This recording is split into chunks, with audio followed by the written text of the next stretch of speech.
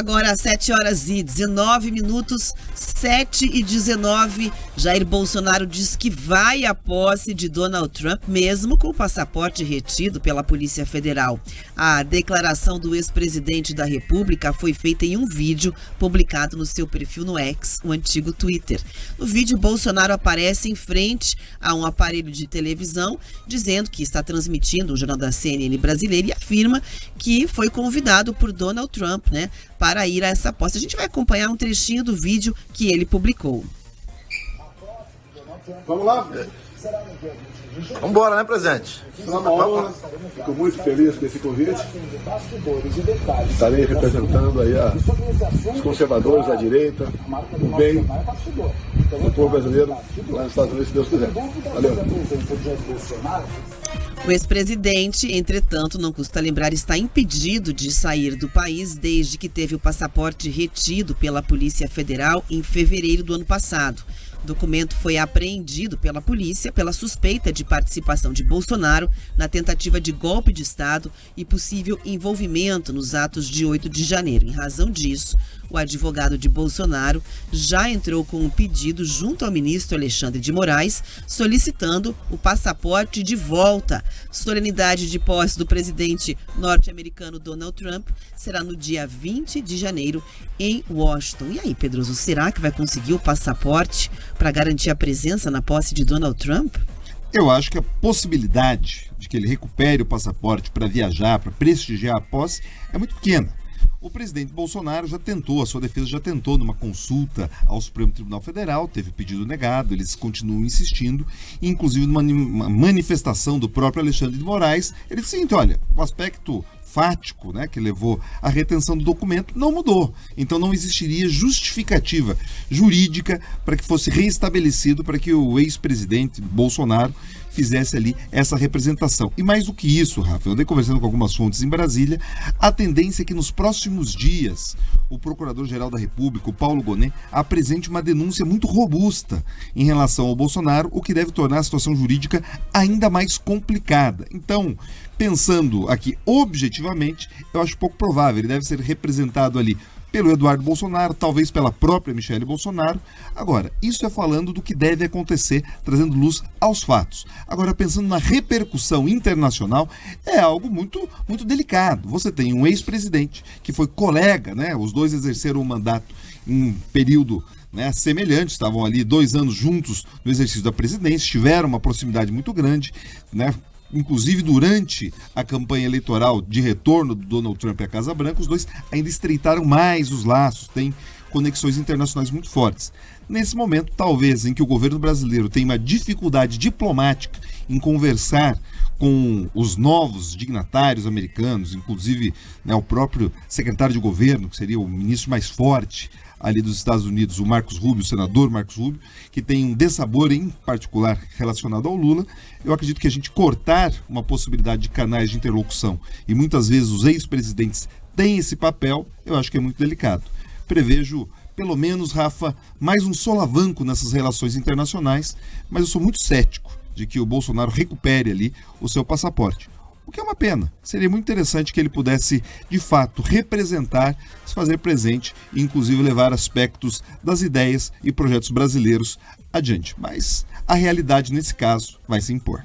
De qualquer maneira, ele vai capitalizar isso politicamente, porque já apareceu ali bastante animado e feliz desde que existiu, inclusive, o resultado das eleições. Você percebe essa aproximação, essa demarcação de território de que, aspas, o amigo, o próximo é ele e não o atual presidente da República, quando se fala ali de um bom relacionamento e afinação política. E o mundo vive um momento, né, Pedroso, em que parece que as pautas da direita estão sendo fortalecidas, o que também não deixa de animar bastante ali os apoiadores de Bolsonaro e o próprio com o seu grupo político, porque vem empresas privadas principalmente, não só a Meta, como a gente pode desdobrar daqui a pouco em outra pauta com a história do Alexandre de Moraes, mas o próprio McDonald's e outras empresas vêm anunciando recentemente a revisão das suas políticas com um alinhamento muito mais com o que se apresenta o governo norte-americano. E vamos lá. Esse aspecto, você trouxe muito bem sobre esse aquecimento das pautas globais e da forma como o próprio Donald Trump tem lidado, talvez uma negativa, né, que eles podem interpretar como uma negativa do judiciário, de que um convidado do presidente Donald Trump compareça à sua posse, talvez reforce uma parte, inclusive, do discurso do Elon Musk, de outros membros, né, do governo americano, de que o judiciário brasileiro é um dos mais restritivos aqui do bloco ocidental. Então, muita coisa pode acontecer a partir dessa simples negativa, Rafa. E vamos lembrar de um outro detalhe. O Donald Trump ele é muito conhecido por desenvolver uma política externa baseada nas preferências pessoais, no relacionamento pessoal que ele constrói ali com os outros representantes mundiais. Só a gente pegar a forma como ele tem tratado o Milei da Argentina, o que pode inclusive ajudar a Argentina em uma negociação com a FMI. Então, assim, o Brasil talvez precisaria encontrar alguns canais de acesso.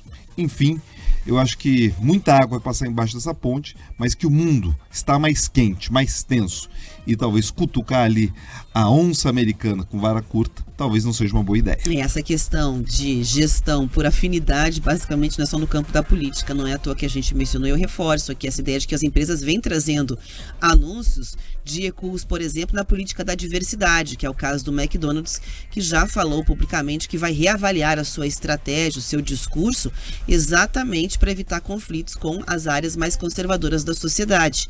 O anúncio da Meta feito sobre a questão da sua política de revisão de informações, retirando da jogada, né, os checadores ou as empresas checadoras de fato, e colocando aquela possibilidade de que o usuário faça também a sua correção, se for o caso, ou uma indicação em uma publicação, seguindo o modelo do X, vem acompanhando uma tendência de empresários do Vale do Silício que vem se afinando. Você tem o Bezos, o Elon Musk não precisa nem dizer exatamente, né, porque já está parte do governo, basicamente, que também estão se posicionando. E nem é tanto no caso do Mark Zuckerberg que chamou a atenção o conteúdo, porque ele ainda não entrou em vigor e a gente não sabe bem as regras de como isso vai funcionar na prática. Mas o tom deu esse sentimento de uma guinada mesmo na direção política e um realinhamento na empresa com a chegada do governo Trump.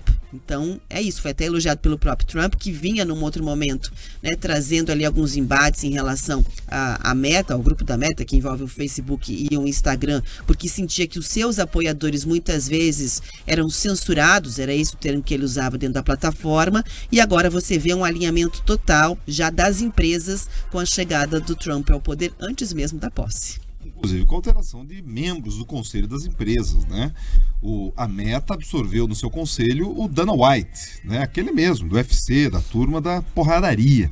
É isso. E essa proximidade do Dana White com o próprio Trump ajuda nesse trânsito. Ou seja, as empresas elas buscam sim refúgio e um novo alinhamento. Até porque, Rafa, lá nos Estados Unidos, vale lembrar aqui, nesse momento, o Donald Trump vai ter muito mais poder do que teve no seu mandato anterior. Ele tem a maioria na Câmara dos Deputados, a maioria no Senado, e também a composição atual da Suprema Corte americana também é majoritariamente conservadora.